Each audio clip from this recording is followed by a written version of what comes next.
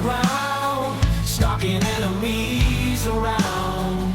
We are awaiting the sound of their ordnance inbound. Then he strikes through the night. Our full strength, they take flight. We understood it from the start. We are playing smart with Lionheart. We are playing smart with Lionheart. We are playing smart with Lionheart. We are playing smart with Lionheart. Hello Mech Warriors, it's Lionheart. In today's video we are profiling a second generation battle mech that has over 500 years of history and some royal lineage. Today's mech is the Rifleman 3C. Originally designed as a 50-ton energy-based support battle mech, the first iteration of the Rifleman suffered from heat issues and the limitations of primitive battle mech technology. The second iteration, the Rifleman 2N, solved the issue with the primitive technology, but the heat issues persisted. It was not until the Star League era that the mech would receive a 10-ton upgrade and its first autocannons, and it was not until 3026 when Hans Davion would design the variant being used today.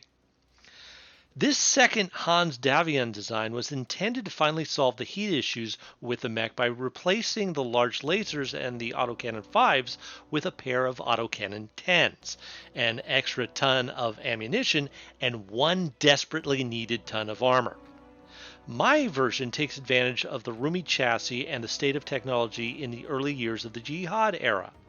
Specifically, this configuration upgrades the internals to endosteel, uses 11.5 tons of ferrofibrous armor, giving it a total of 410 armor points in-game, equips a 255 rated light fusion engine to reach a quirked top speed of 74 kilometers per hour, punches hard with 4 light autocannon 5s and 4 extended range small lasers, and remains cool thanks to 13 double heat sinks.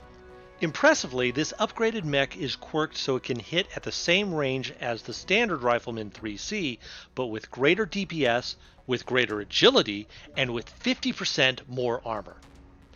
This battle mech is in the sweet spot for those of us who like agile, cool mechs that can support from the second line and punish those unaware of its presence. So let's get into some gameplay, and I'll show you what I mean. Here we are on Tourmaline Desert, playing a domination match. However, with the recent enlargement of the domination circle, the race to the center is somewhat anticlimactic. Nevertheless, I take some pot shots at the assault lance as they advance to the center.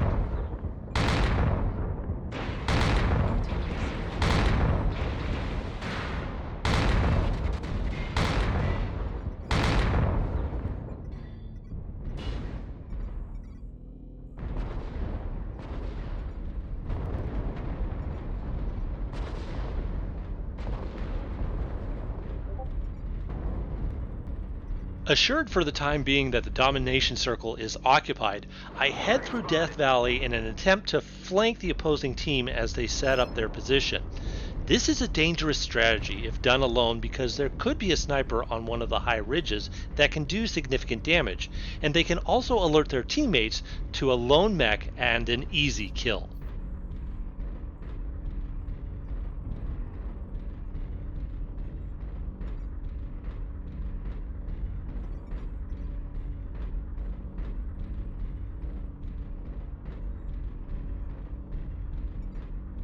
Target acquired.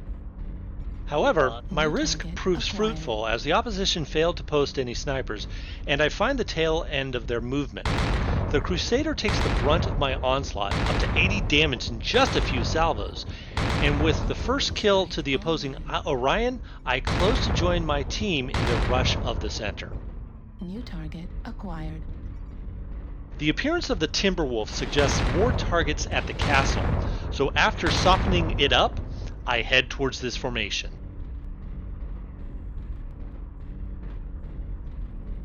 Attack as primary.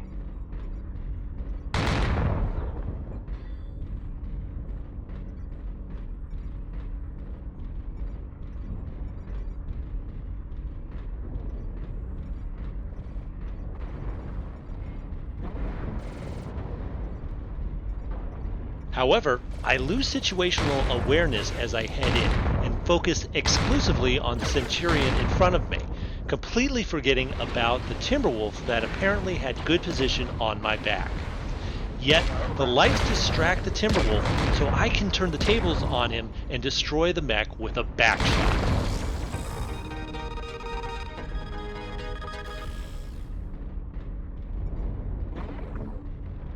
Target acquired. Now with a numerical advantage and a bit of surprise, I square up to take on a halved stone rhino. And while I eventually take the kill, it is a bruising confrontation that forces me to use more discretion with the Crusader and the Marauder 4 HP later in the fight. Engage.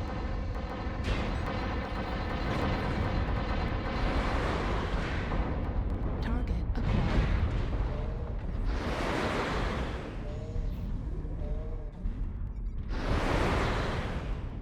Target destroyed. New target acquired.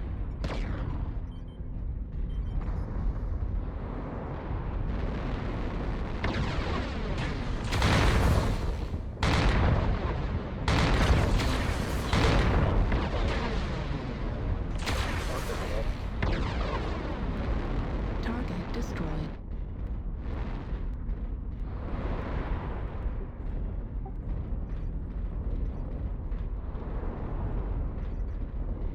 Arctic Wolf D6.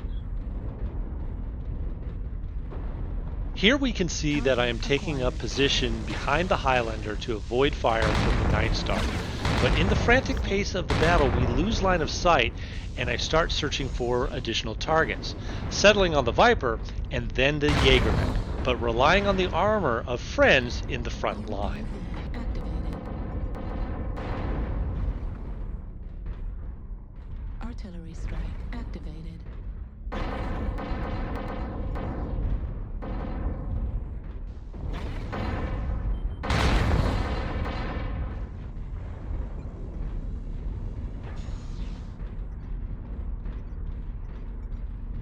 Target acquired. New target acquired.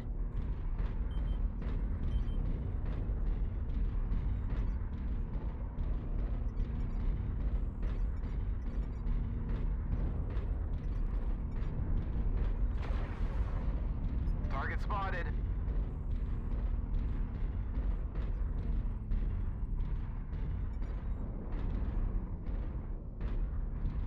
New target acquired.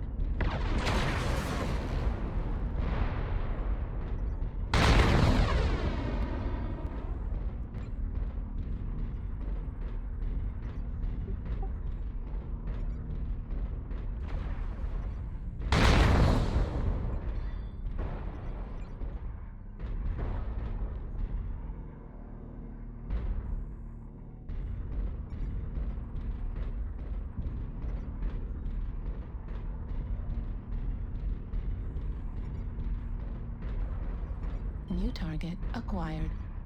Try to camp if you can. The Arctic Wolf is too fast. You can be Target really annoying. acquired. Target spotted.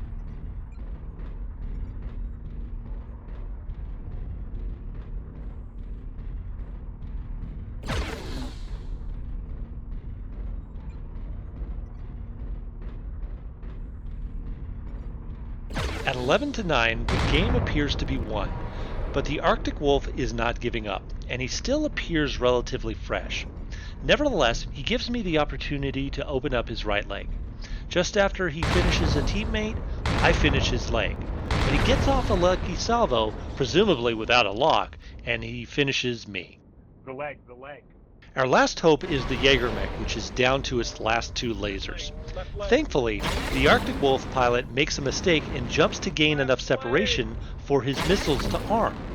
He jumps too high and destroys his remaining leg upon impact with the ground. Destroyed. Command is happy to hear of your success and achievements on the surface.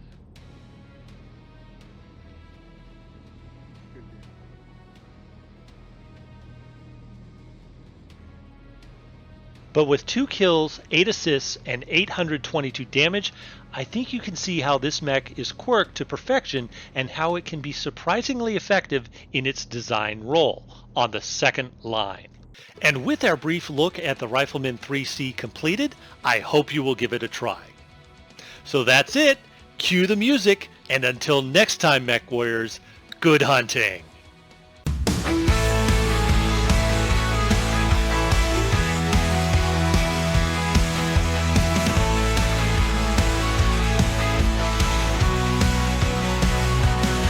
Then slides through the night, full flame, they take flight.